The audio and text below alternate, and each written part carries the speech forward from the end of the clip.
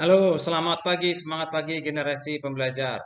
Mahasiswi Adelia Firda Agustina akan mempresentasikan hasil penelitiannya dengan topik teknologi nano berbasis ekstrak rumput laut dan ekoenzim pada budidaya jagung manis. Selamat belajar, tetap semangat sebab Anda students today, leaders tomorrow. Assalamualaikum warahmatullahi wabarakatuh. Izin memperkenalkan diri, nama saya Adelia Firda Agustina dari jurusan Agronomi dan Hortikultura Fakultas Pertanian Universitas Lampung. Pada kesempatan kali ini, saya akan menyampaikan hasil penelitian saya yang berjudul Pengaruh Pupuk Organik Cair Berteknologi Nano Berbasis Ekstrak Rumput Laut, Gulma Titania, Sabut Kelapa, dan Pukan Ayam, dan ekoenzim terhadap biomasa dan produksi jagung manis. Jagung manis merupakan salah satu komoditas hortikultura yang banyak dikonsumsi masyarakat karena memiliki rasa manis dan kandungan nutrisi yang cukup tinggi. Jagung manis memiliki kandungan gula yang lebih tinggi dibandingkan jagung biasanya, sehingga banyak diminati oleh konsumen. Namun, dalam budidayanya, produktivitas jagung manis sering dipengaruhi oleh ketersediaan unsur hara di dalam tanah. Unsur hara tanaman dapat berasal dari pupuk anorganik maupun pupuk organik. Dalam penelitian ini digunakan pupuk organik cair berbasis bahan organik yang terdiri dari rumput laut, gulma titania, sabut kelapa, dan pupuk kandang ayam, serta ekoenzim yang berasal dari fermentasi limbah organik. Kedua bahan tersebut diharapkan dapat meningkatkan pertumbuhan dan produksi tanaman jagung manis. Tahap pertama dalam penelitian adalah pembuatan ekoenzim. Pertama, dipotong semua bahan-bahan seperti kulit buah dan sisa-sisa sayuran yang digunakan. Pemotongan menjadi bagian lebih kecil dengan tujuan agar lebih mudah terfermentasikan.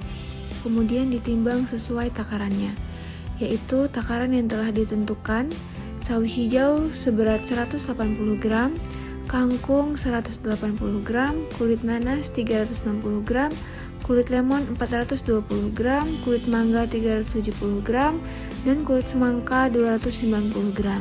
Kemudian dicuci hingga bersih. Setelah bersih, dimasukkan ke dalam jerigen berkapasitas 16 liter, ditambahkan air bersih, gula aren yang telah dilarutkan atau molase, dan M4 dengan perbandingan 1:3:10.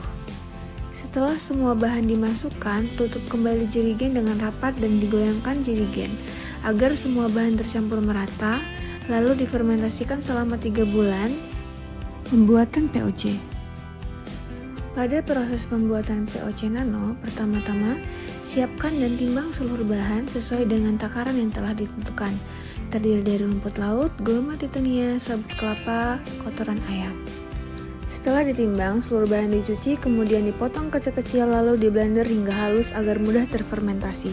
Setelah itu, semua bahan-bahan dimasukkan ke dalam jerigen yang disertai dengan air bersih, gula aren, serta M4. Lalu jerigen ditutup dan difermentasikan selama 3 minggu. Setelah difermentasikan selama 3 minggu, larutan disaring dan dipindahkan pada sebuah wadah yang telah dilengkapi dengan aerator nanomabel untuk dilakukan proses aktivasi. Proses ini bertujuan untuk mengecilkan ukuran partikel dan meningkatkan kadar oksigen terlarut dalam larutan. Proses ini berjalan sekitar 2-3 jam tergantung perbanyakan larutan. Setelah itu, POC nano siap untuk digunakan. Persiapan lahan meliputi beberapa kegiatan, yaitu pembersihan lahan dari gulma, pengolahan tanah, pembuatan petakan percobaan. Kemudian dilakukan penyebaran dolomit sesuai dosis yang telah ditentukan. Tujuan penyebaran dolomit pada saat pengolahan lahan adalah untuk memperbaiki sifat kimia tanah sehingga kondisi tanah menjadi lebih optimal bagi pertumbuhan tanaman. Selanjutnya, penanaman. Penanaman jagung manis dilakukan menggunakan metode tugal, yaitu membuat lubang tanam menggunakan alat tugal, kemudian memasukkan benih jagung ke dalam lubang tersebut. Jarak tanam yang digunakan dalam penelitian ini yaitu 20x70 cm, agar tanaman memiliki ruang tumbuh yang cukup dan dapat berkembang secara optimal. Pemeliharaan tanaman.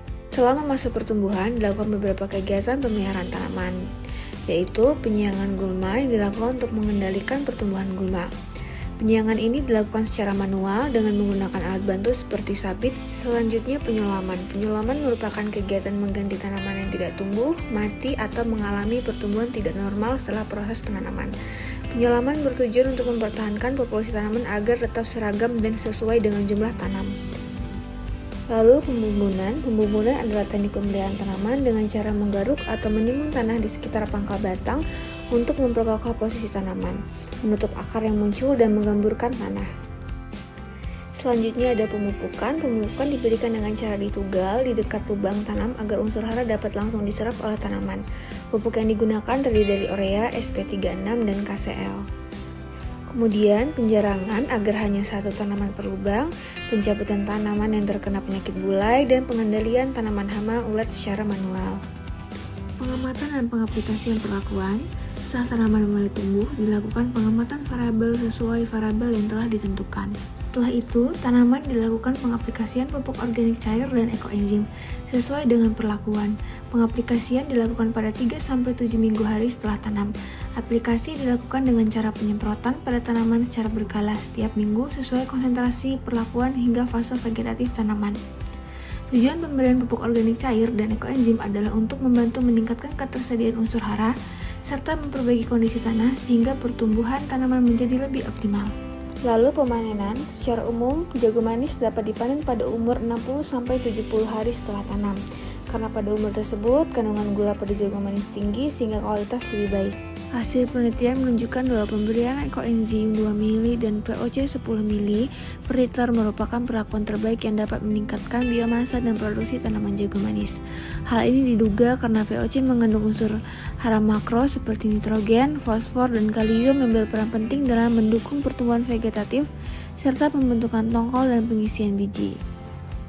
Selain itu, pemberian ekoenzim dapat meningkatkan aktivitas mikroorganisme tanah sehingga membantu proses dekomposisi bahan organik dan meningkatkan ketersediaan unsur hara bagi tanaman. Kombinasi kedua perlakuan mampu menyebabkan penyerapan unsur hara menjadi lebih optimal sehingga mampu meningkatkan biomasa dan produksi tanaman jagung manis.